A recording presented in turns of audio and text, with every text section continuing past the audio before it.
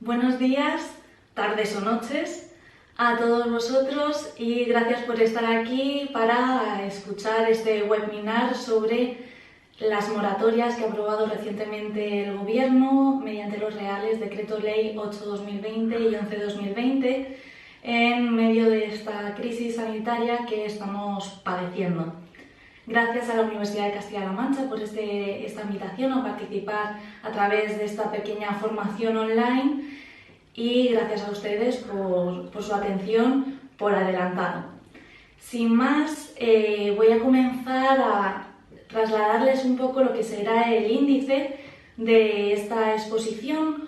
Por un lado, aclararemos qué es una moratoria, cuál es el concepto de moratoria y qué implicaciones y efectos tiene tanto para los prestatarios como para los fiadores o garantes reales. También analizaremos con posterioridad, una por una, las moratorias que se han aplicado sucesivamente o que se han aprobado sucesivamente. En primer lugar, el Gobierno aprobó una moratoria para préstamos hipotecarios solamente destinados a la adquisición de la vivienda habitual y garantizados con la vivienda habitual de una persona física mediante el Real Decreto Ley 8/2020.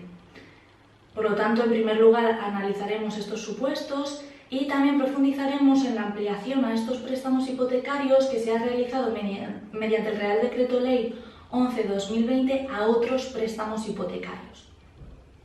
Y con posterioridad analizaremos los requisitos, efectos, formalización, etcétera, de la moratoria dedicada a los préstamos no garantizados con un derecho real de hipoteca, los préstamos personales pero no necesariamente de consumo, que también se ha introducido de forma novedosa en el Real Decreto Ley 11/2020.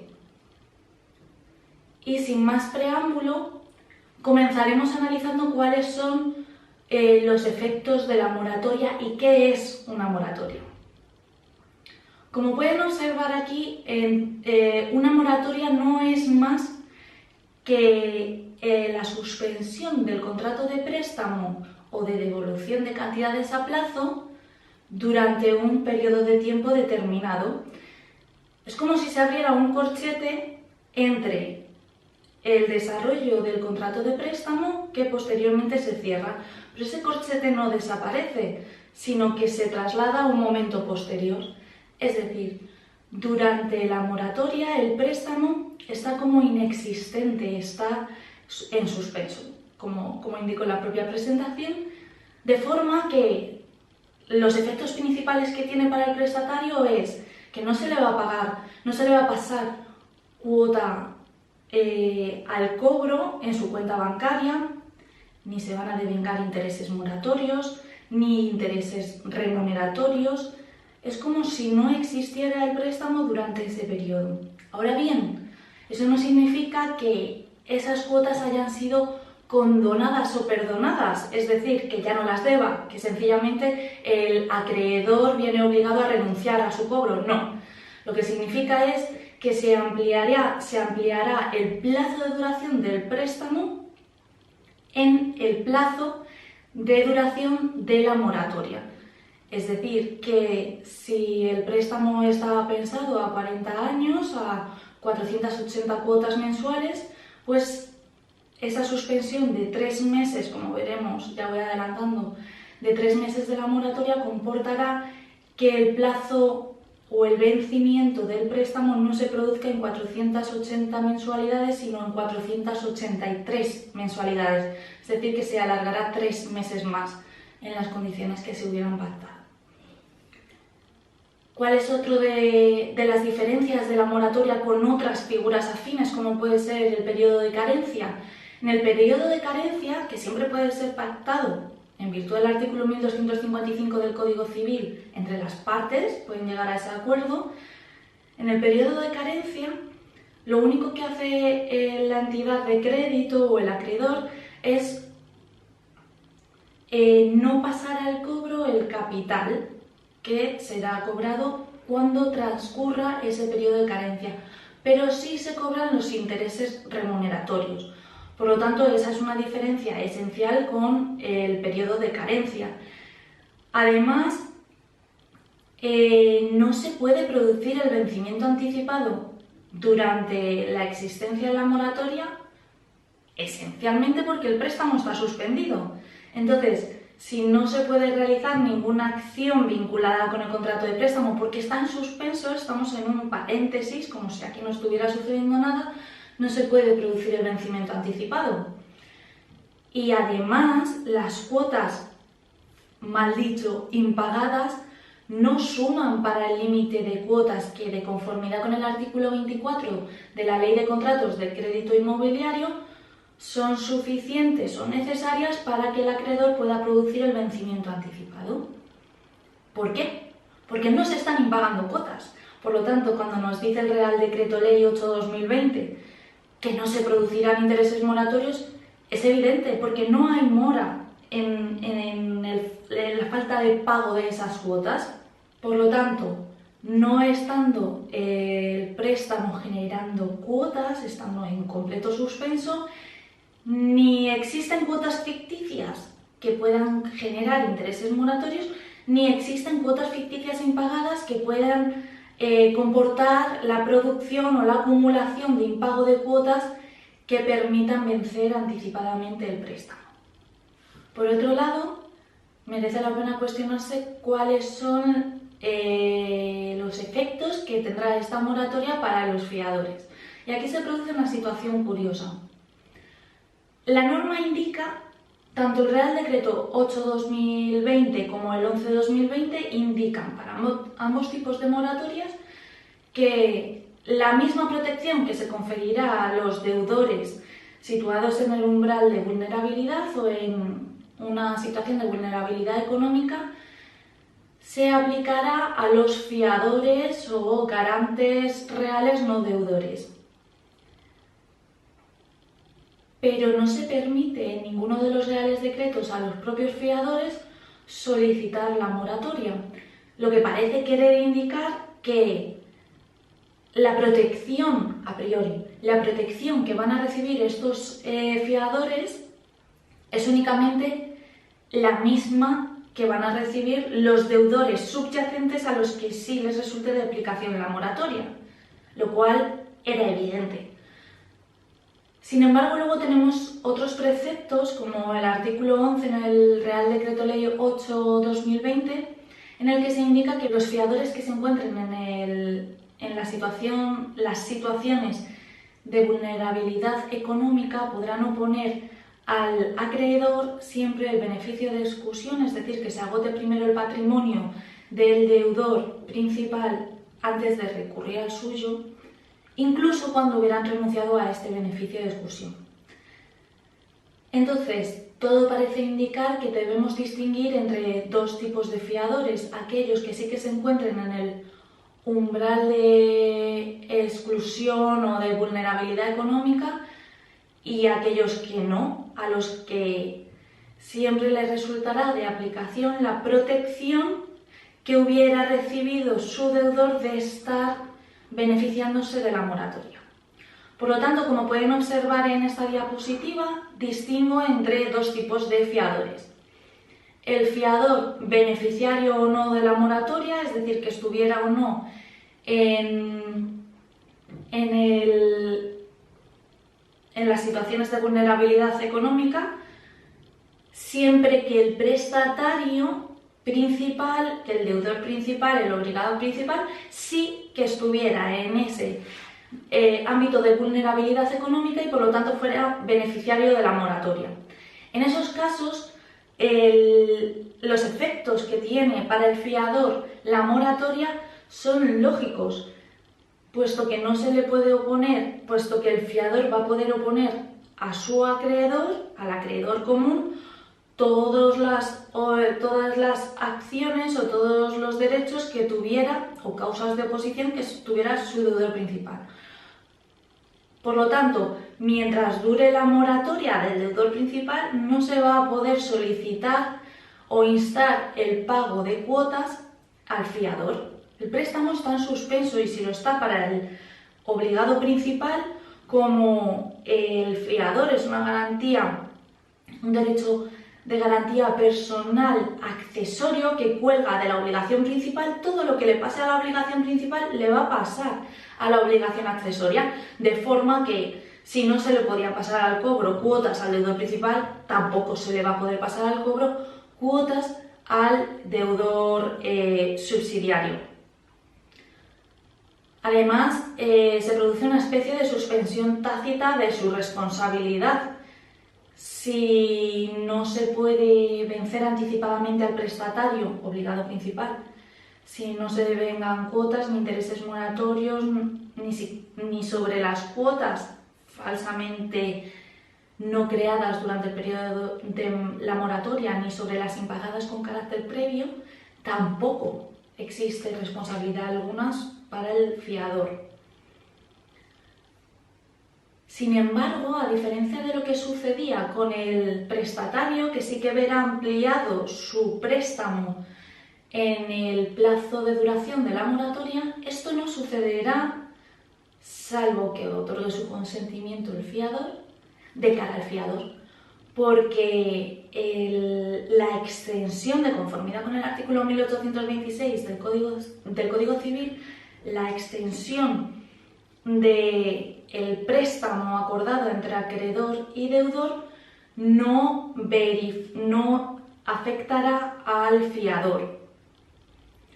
De hecho, podría cuestionarse si esta extensión no consentida por el fiador podría comportar la extinción propia de la fianza. Entendemos que por las circunstancias en las que esta moratoria se ha pactado, que es para favorecer a determinados deudores en una situación de vulnerabilidad económica, no cabría entender en perjuicio del acreedor que esto fuera así, pero es una posibilidad que puede barajarse. Por otro lado, imaginemos que estamos hablando de un fiador que sí que se encuentra en una situación de vulnerabilidad económica, pero su prestatario, el deudor principal de la deuda que garantiza, no lo está y no se beneficia de la moratoria. En estos casos, ¿qué sucede? Todo parece indicar que la norma no permite que los fiadores soliciten una moratoria respecto de su obligación accesoria. La norma es clara, tan solo se permite la solicitud por parte de los deudores. Por lo tanto, la protección que se confiere a estos fiadores que estén, o garantes reales, no deudores, que estén en este umbral de vulnerabilidad económica, es que podrán oponer el beneficio de exclusión, es decir, que se agote el patrimonio y los bienes, etcétera, del deudor principal antes de solicitar el abono de la deuda pendiente de pago al propio fiador, incluso cuando hubiera renunciado a ello. Vamos a pasar a analizar la moratoria que se ha previsto en los Reales Decretos Ley 8/2020 y 11/2020 para préstamos hipotecarios garantizados con derecho real de hipoteca. Para ver quiénes pueden ser los beneficiarios de este tipo de moratorias, tenemos que distinguir entre cuál es el ámbito objetivo de aplicación de la norma y el ámbito subjetivo de aplicación de la misma. Respecto al ámbito objetivo de aplicación, nos estamos refiriendo a qué tipo de préstamos hipotecarios protege la norma o pueden ser beneficiarios de esta moratoria. Pues bien, los supuestos son claros. Son préstamos hipotecarios que hayan sido concedidos para la adquisición de los siguientes bienes y que sean garantizados con ellos mismos. En primer lugar, concedidos para la adquisición de la vivienda habitual del deudor persona física y garantizado con la misma. El préstamo hipotecario concedido para la adquisición del local de negocio y garantizado con el mismo local de negocio de una persona física. El deudor tiene que ser de persona física, profesional o empresario.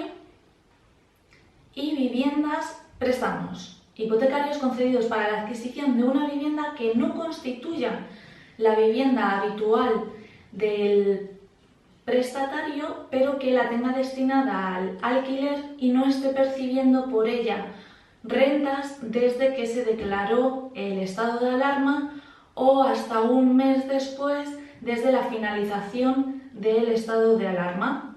Los dos últimos supuestos son introducidos por el Real Decreto Ley 11/2020. En el primer Real Decreto Ley previsto que concedía este tipo de moratorias, tan solo se pensaba o se protegía los préstamos hipotecarios concedidos para la adquisición de la vivienda habitual del deudor y garantizados con ella misma. Y es importante matizar que tienen que ser préstamos destinados a la adquisición y garantizados con la misma, puesto que en la Ley de Contratos de Crédito Inmobiliario esto no sucede así. Bastaría que el préstamo estuviera concedido para pagos de proveedores, por ejemplo, siempre que estuviera garantizado con la vivienda habitual del deudor. Aquí no sucede así, el destino debe ser la adquisición de cualquiera de estos bienes y la garantía debe ser estos bienes. Y por lo que respecta al ámbito subjetivo de aplicación, debo adelantar que es absolutamente estricto para una cuestión tan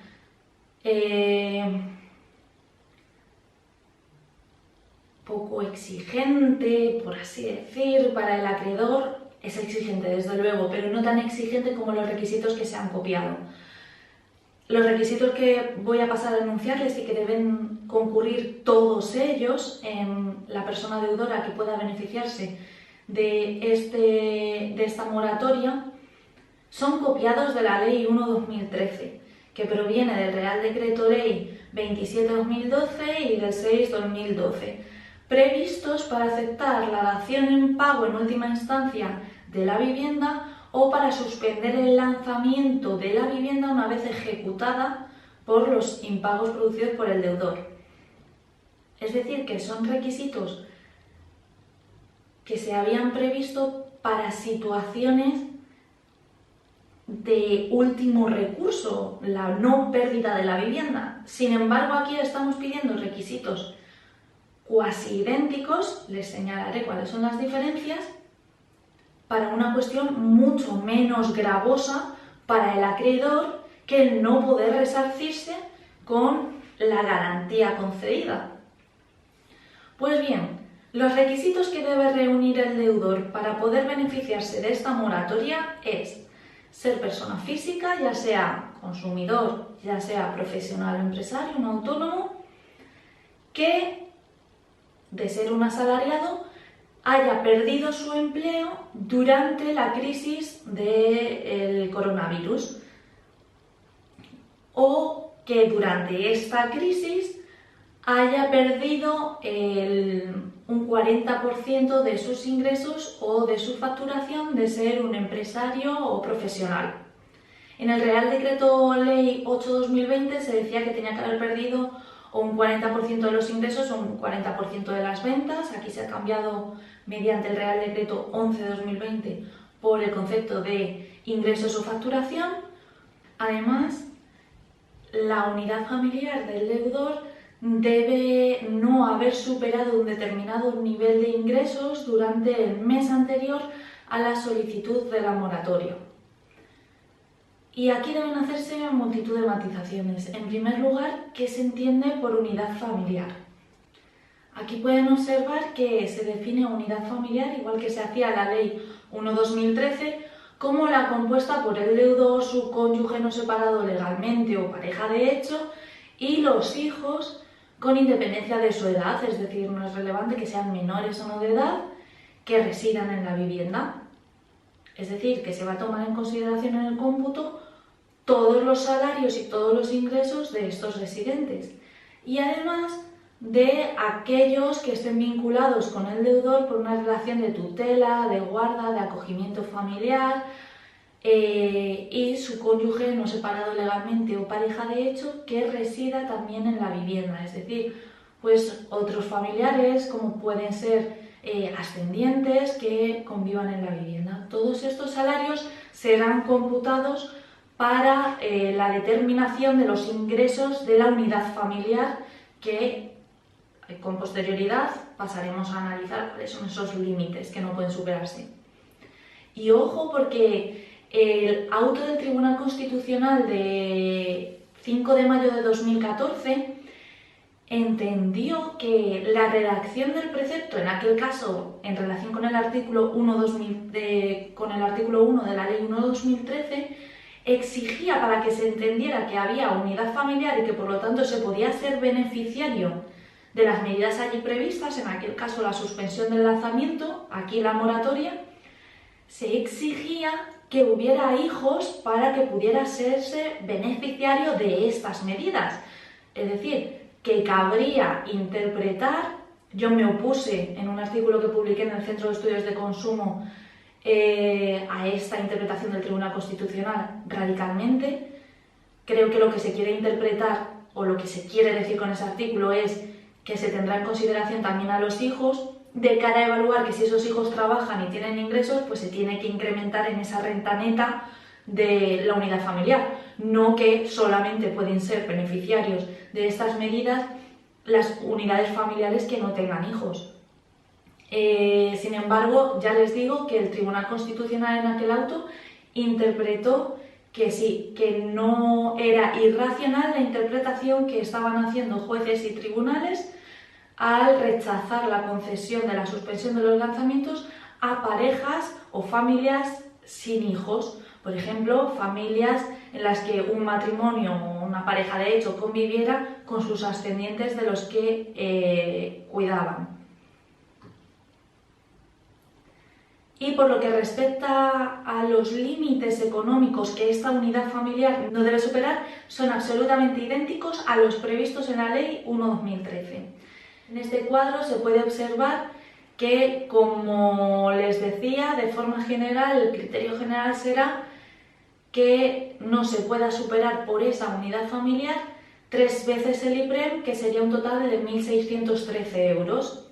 Si alguno de los miembros tuviera alguna discapacidad superior al 33% o estuviera en una situación de dependencia o de imposibilidad, incapacidad laboral permanente, entonces este límite se ampliaría a 4 veces el IPREM, es decir, 2.151 euros. Sería el máximo que esa unidad familiar podría haber cobrado el mes anterior a la solicitud de la moratoria para seguir en el cumplimiento de los requisitos de solicitud.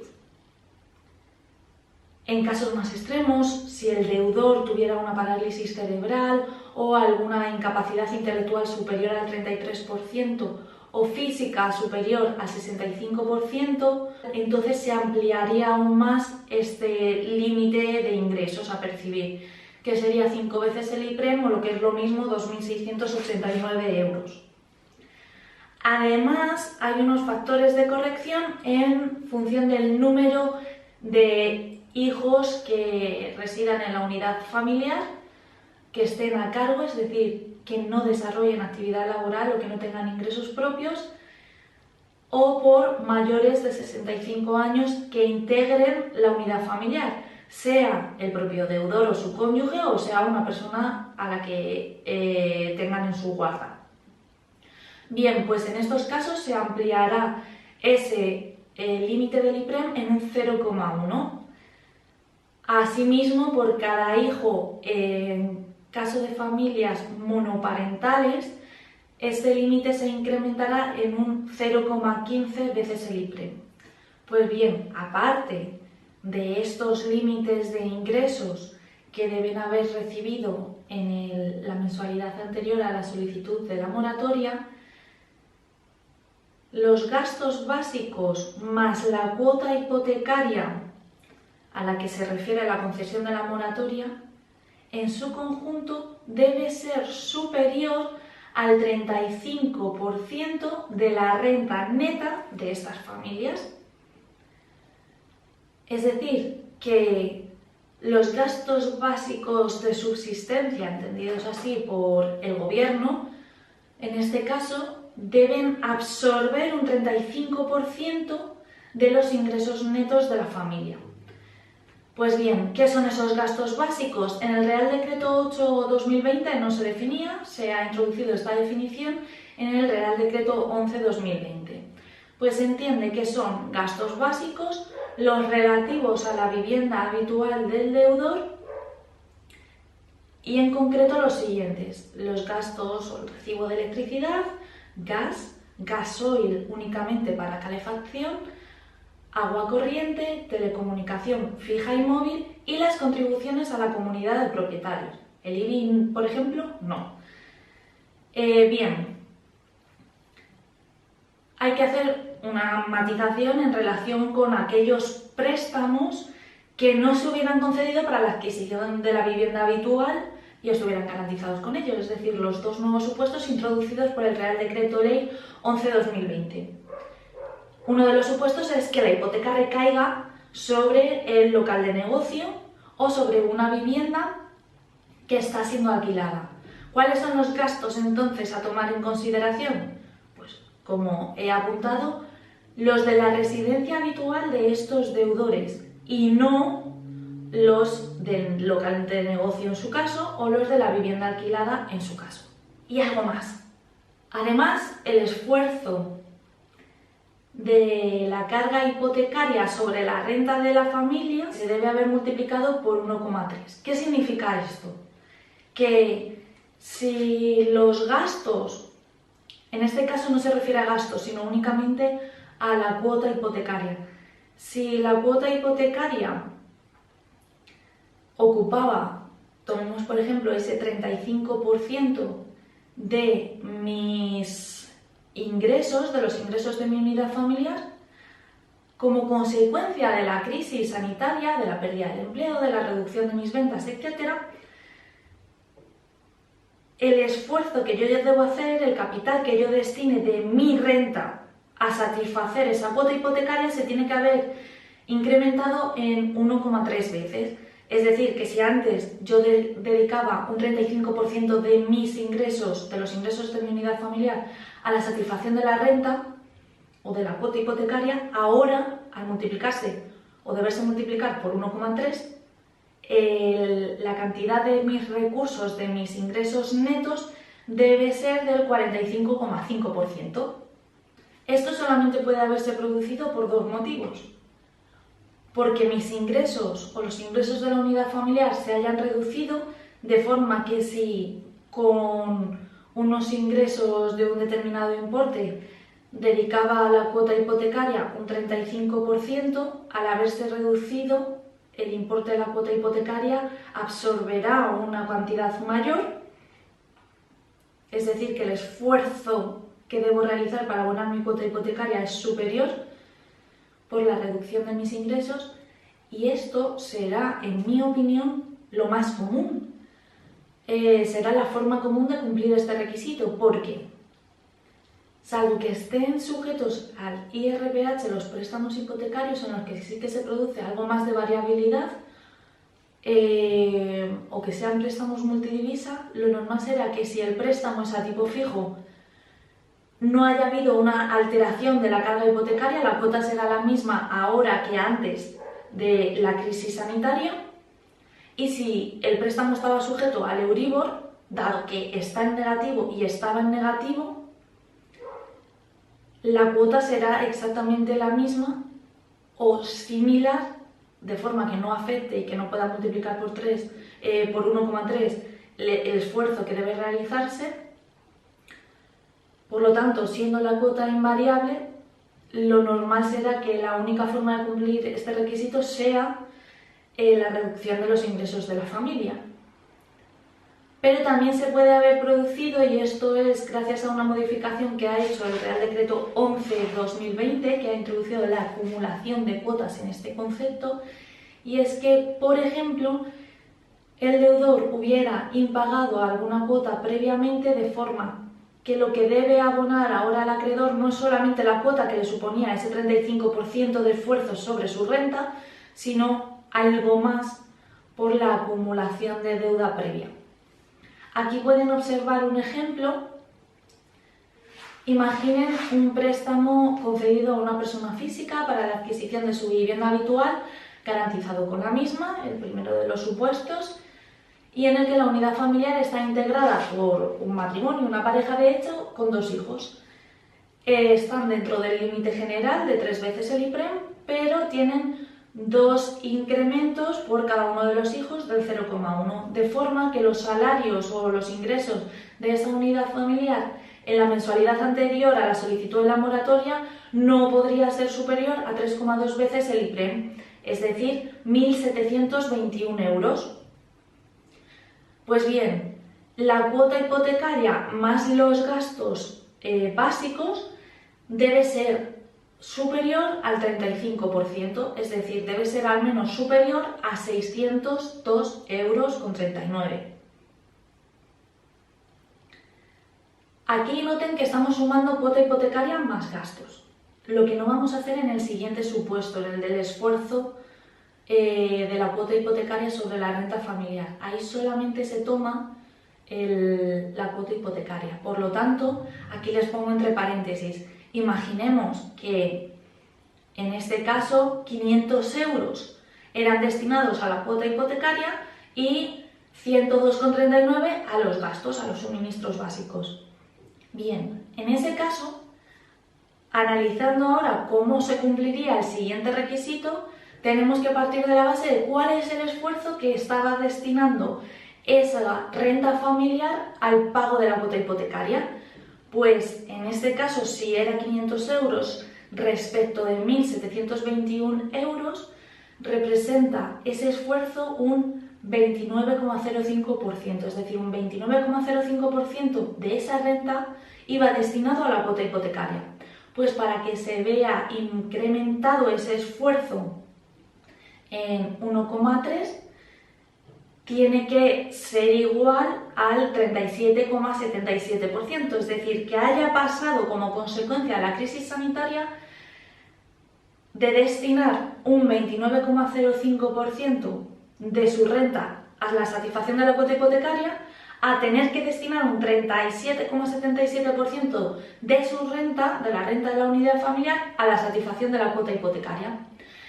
Esto se puede producir, como les decía antes, por 2 motivos, por la reducción de ingresos o por el incremento de las cuotas.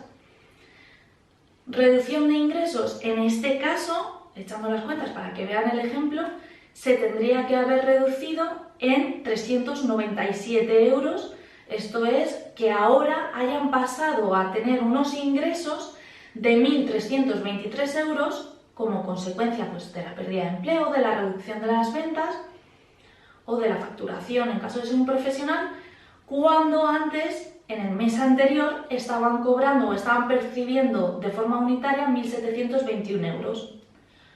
Y la segunda posibilidad es que lo que haya sucedido es que la carga hipotecaria se haya ampliado.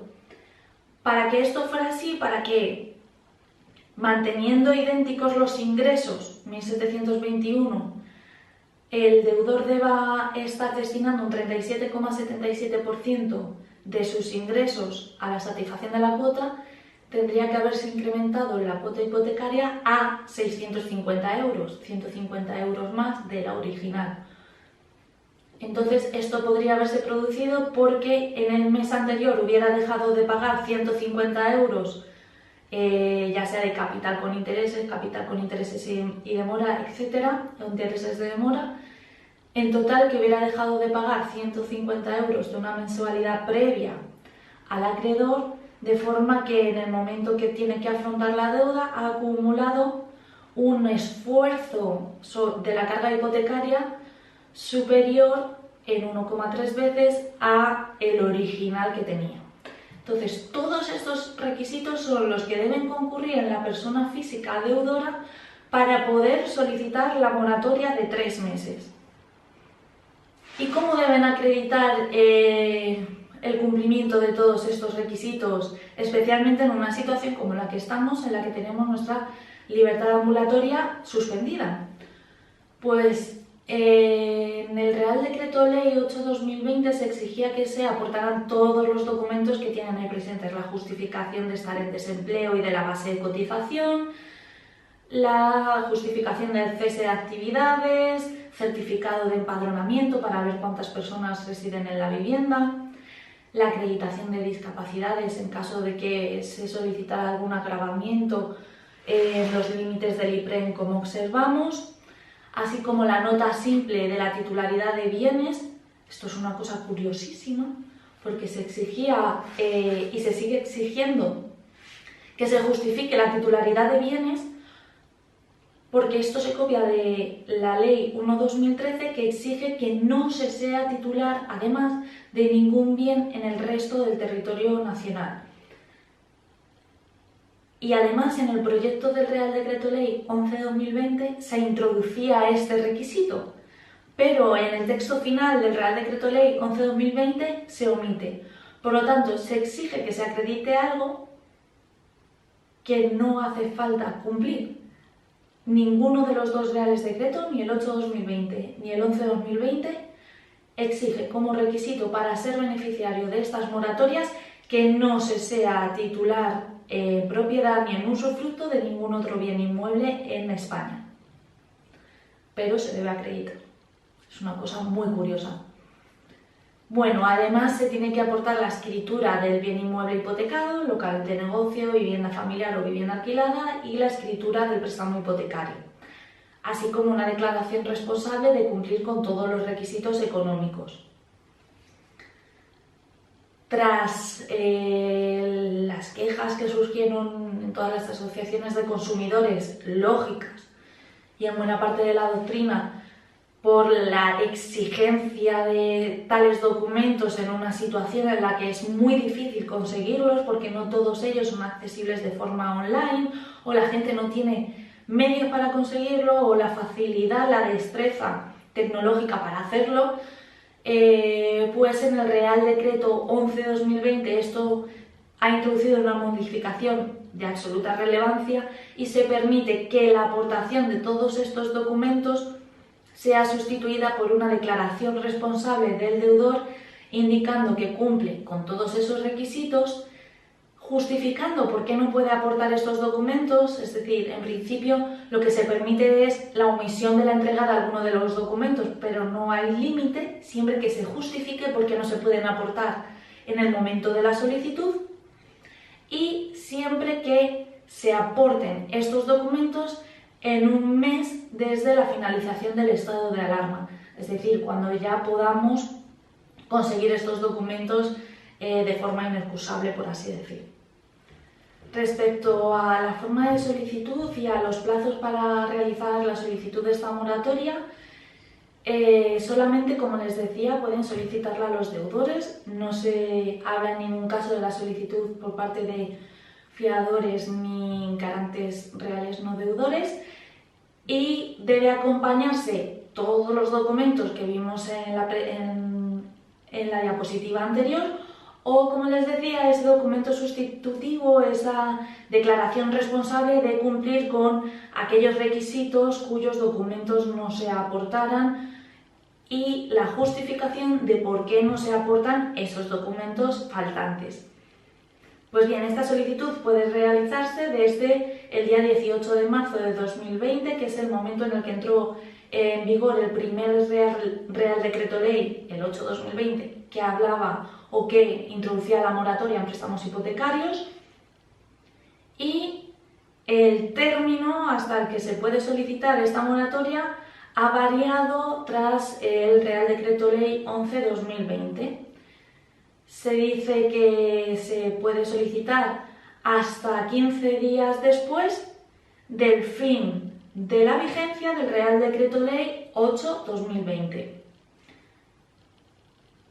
Y se ha modificado en la disposición final décima, en la que se establecía cuándo finalizaba su vigencia, y básicamente ha pasado a tener una duración de un mes tras la finalización del estado de alarma.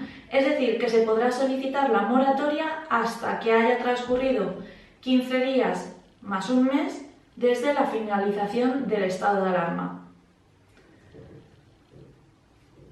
Y respecto al plazo de implementación, desde que lo solicito, cuándo puede el acreedor o cuándo debe el acreedor aplicarla, es un plazo de 15 días desde la solicitud para las moratorias hipotecarias, que veremos que no sucede lo mismo en las no hipotecarias. Por lo tanto, desde que lo solicito, no hace falta acuerdo expreso de las partes, es decir, no parece que el acreedor pueda oponerse a concedérmela, sin embargo, tiene que aplicarla o implementarla en un plazo de 15 días. Por lo tanto, sí está en su mano, de alguna forma, la aplicación o no de esa moratoria. ¿Y cómo debe formalizarse? Porque recuerden que al ser un préstamo hipotecario, esto va a producir la extensión del préstamo en el plazo que dure la moratoria y, por lo tanto, si queremos que la garantía hipotecaria siga resultando de aplicación durante ese nuevo plazo, debe formalizarse en escritura pública e inscribirse en el registro de la propiedad.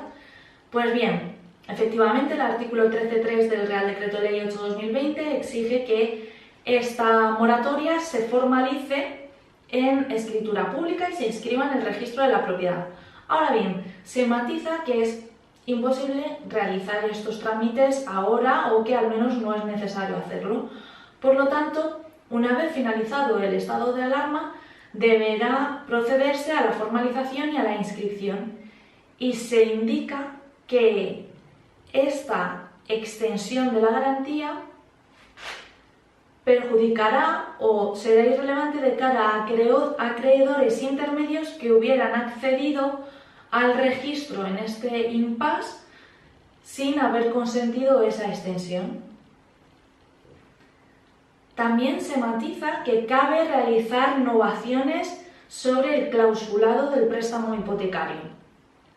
Simplemente, si afectan a la garantía hipotecaria, deberán formalizarse de la misma forma que la moratoria. Y si se aprovechara la ocasión, como digo, para realizar novaciones, deberán contenerse en esa misma escritura y en esa misma formalización e inscripción en el registro en la que se materialice la concesión de la moratoria. ¿Esto qué quiere decir o qué permite? Permite determinadas actitudes de los acreedores. El acreedor podrá decirle sí, yo le concedo la moratoria durante 3 meses, pero vamos a pactar una novación cuando formalicemos todo esto en escritura pública por la que le subo los intereses a tanto. La validez de esto será cuestionable. Habrá que primero ver si el consumidor, o en caso de ser consumidor, recibe toda la información pertinente de forma transparente, si la cuestión no es impuesta, pero lo más relevante en este caso es que no se impide, no se prohíbe que se aproveche esta circunstancia para realizar modificaciones que conviertan al préstamo en más gravoso para el prestatario que se beneficie de la moratoria. ¿Y qué sucede? Que cuando formalizamos el préstamo en escritura pública y realizamos la inscripción en el registro de la propiedad, se devengan gastos. No voy a hablar aquí de la tan traída y llevada cláusula de gastos y su abusividad. Bien, pues en este caso sí que los cabos quedan atados y se matiza que los gastos de escrituración e inscripción correrán a cargo del acreedor. Se les aplica una bonificación del 50%, pero queda claro que no va a ser el prestatario quien tenga que acarrear con esos gastos. Y respecto a la duración de la moratoria, como ya les he venido adelantando, es de 3 meses desde la concesión. Es decir, aquí sí que se habla de concesión, veremos que en la moratoria no hipotecaria no, desde que el acreedor la conceda, como si estuviera en su mano decir si sí la concede o no, cuando el propio Real Decreto Ley 8/2020, modificado por el 11/2020, dice que no se exige acuerdo entre las partes. Pero bueno, pues bien, la duración básica de partida por el momento es de 3 meses desde la concesión, pero puede ser ampliable por acuerdo del Consejo de Ministros. Y pasamos ahora al segundo gran caballo de batalla, o dicho de otra forma, objeto de esta presentación, que son las moratorias en los préstamos no hipotecarios.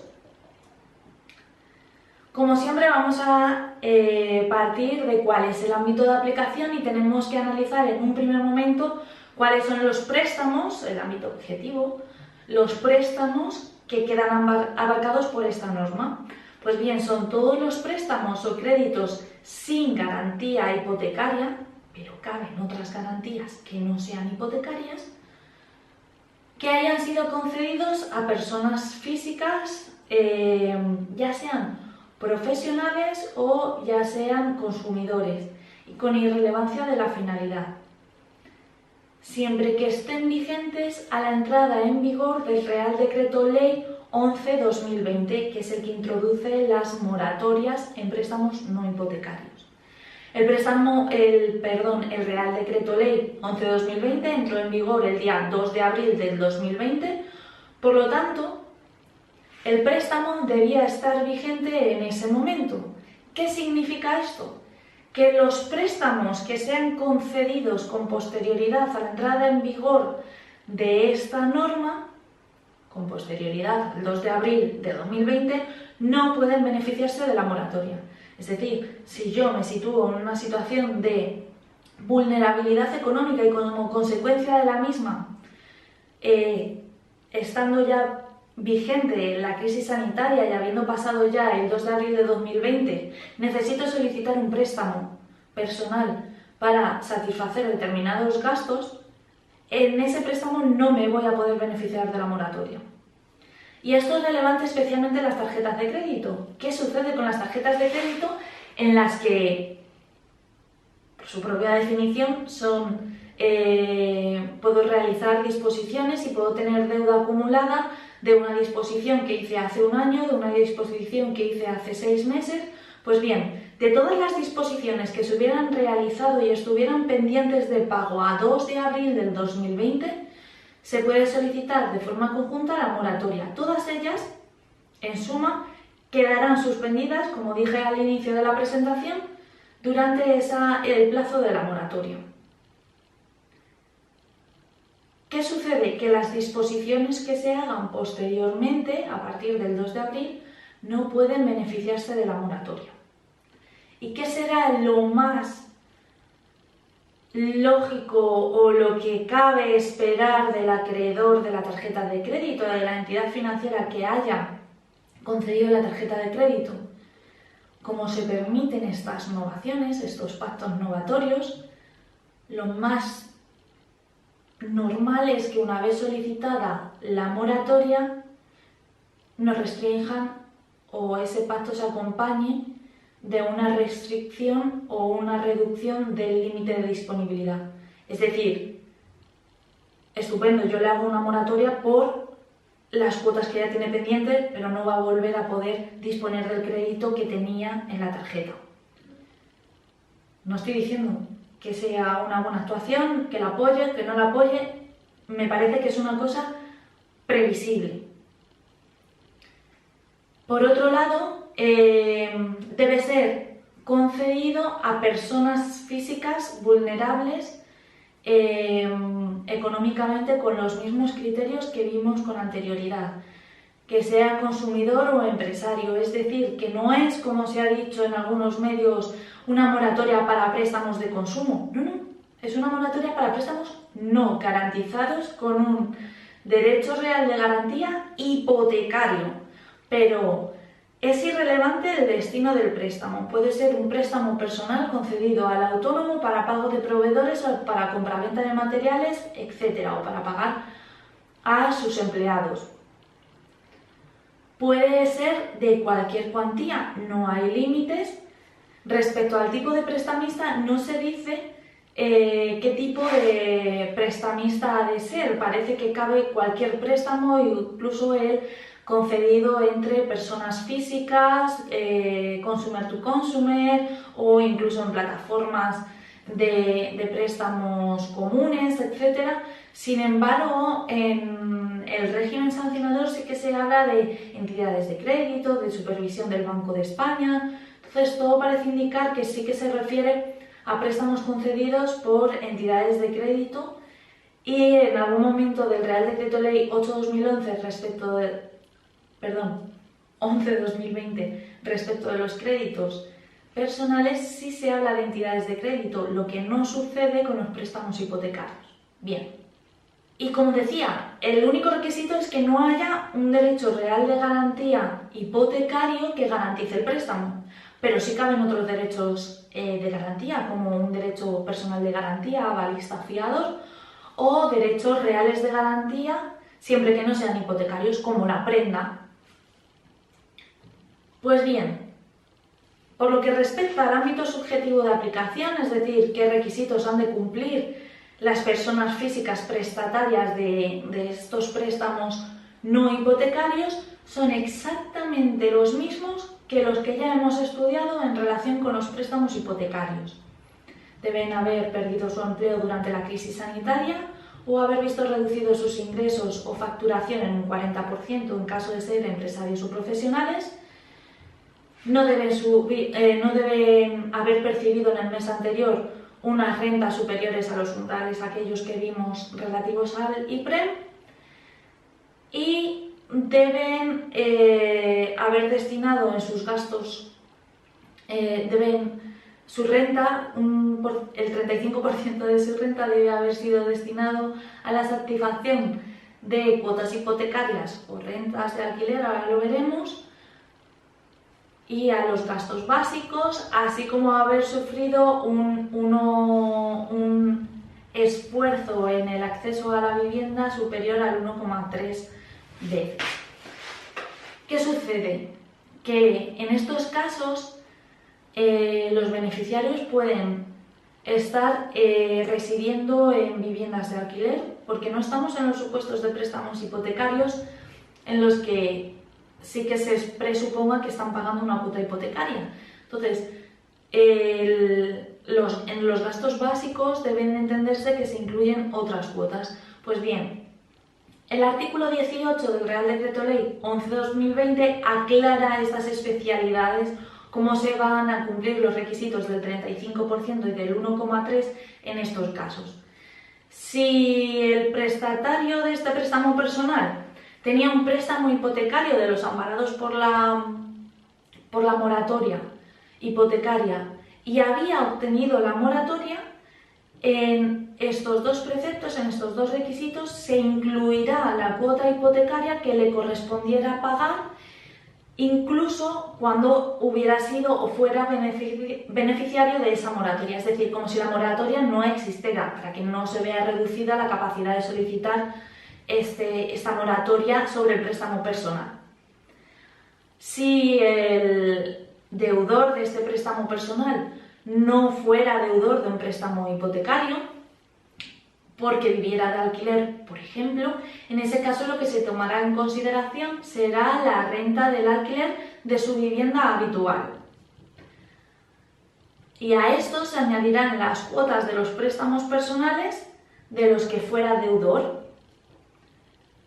Y si solamente tuviera un préstamo, es decir, por ejemplo, porque reside en la casa de algún familiar y no tiene que realizar ningún pago dedicado a la adquisición o a la utilización de su vivienda habitual, pues en ese caso tan solo se tendrá en cuenta las cuantías de los préstamos personales en su conjunto.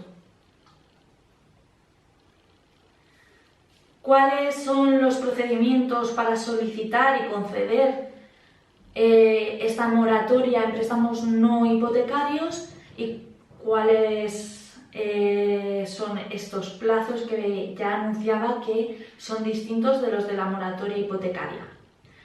Pues bien, la forma de acreditación es exactamente la misma que la que vimos, toda aquella ristra de documentos o aquellos documentos los que se pueda, o la sustitutiva declaración responsable de que se cumplen los requisitos pero que se justifica que no se pueden aportar esos documentos, sujeto a aportarlos un mes después de la declaración del estado de alarma, del fin del estado de alarma.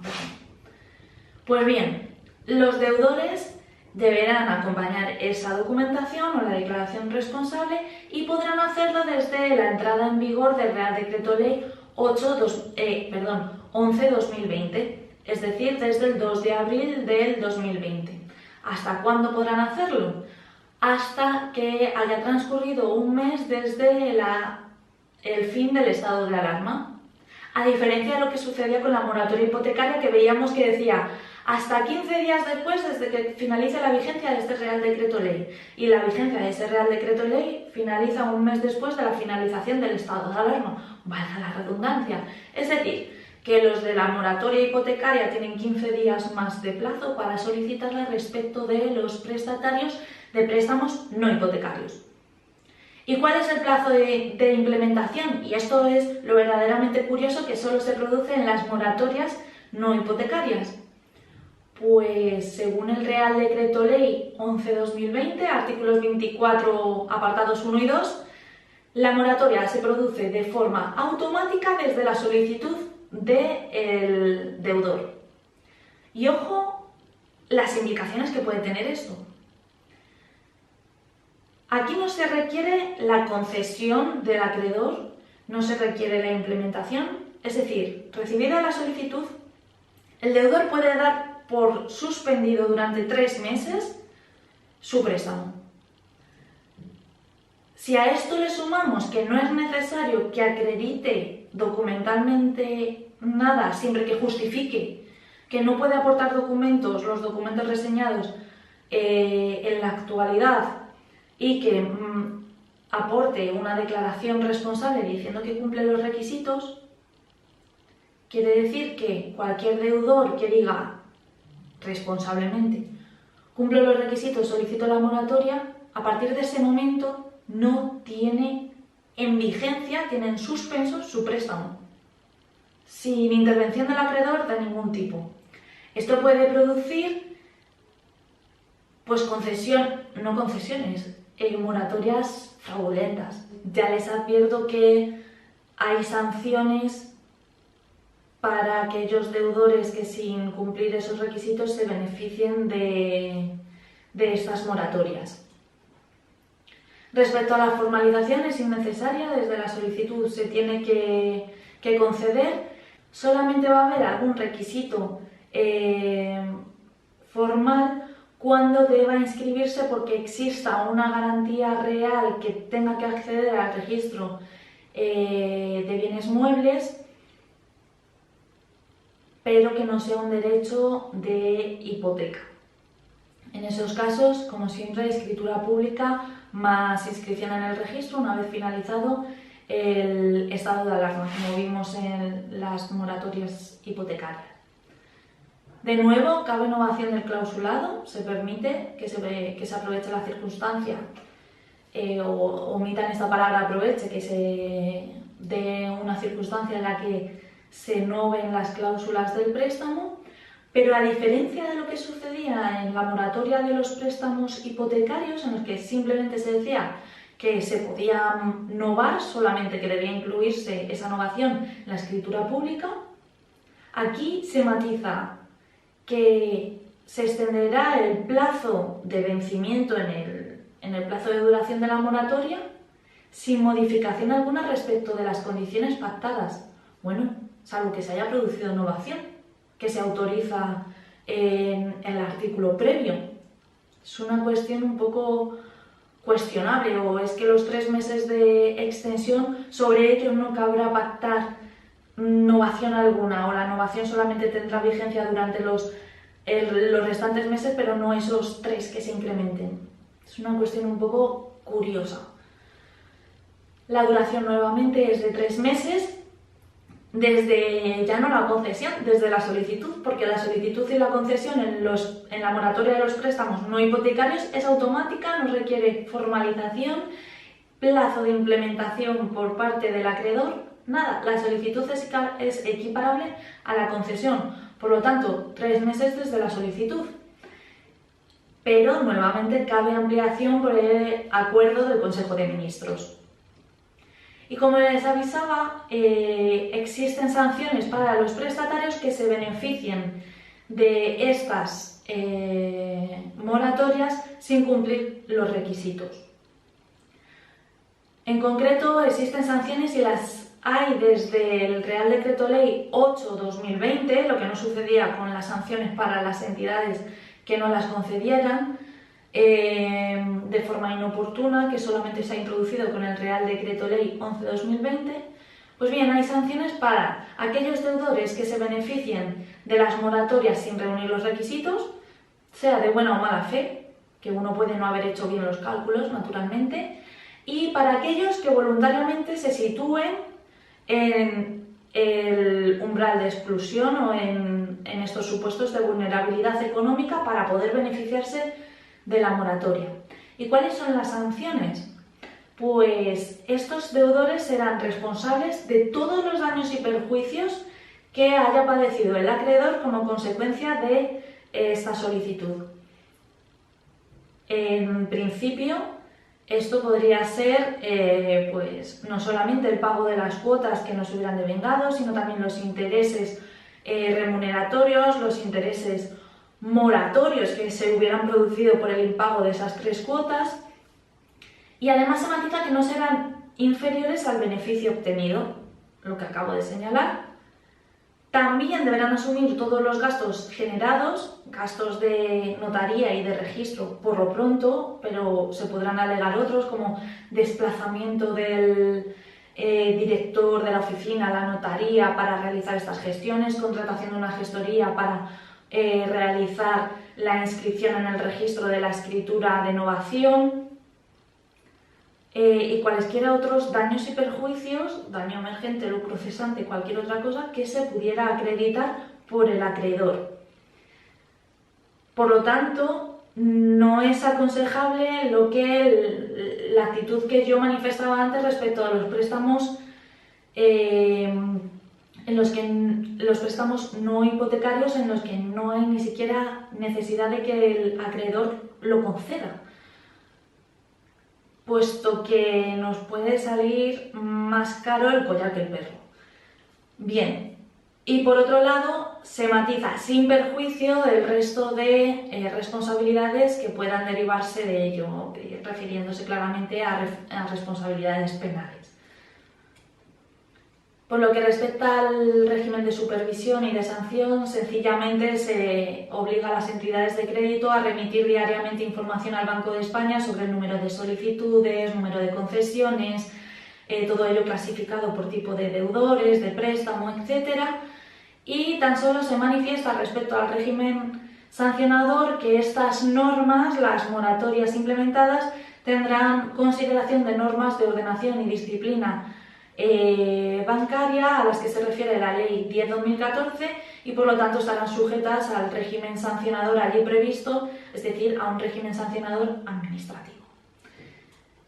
Y sin más, les agradezco su atención y quedo a su disposición si tienen alguna duda. Tienen por aquí mi email, así que si les quedara alguna consulta pueden planteármela sin ningún problema y estaré encantadísima de contestarles. Y sin más, solamente me queda trasladarles todo mi ánimo para afrontar esta situación que nos está afectando a todos y que vamos a superar tarde o temprano.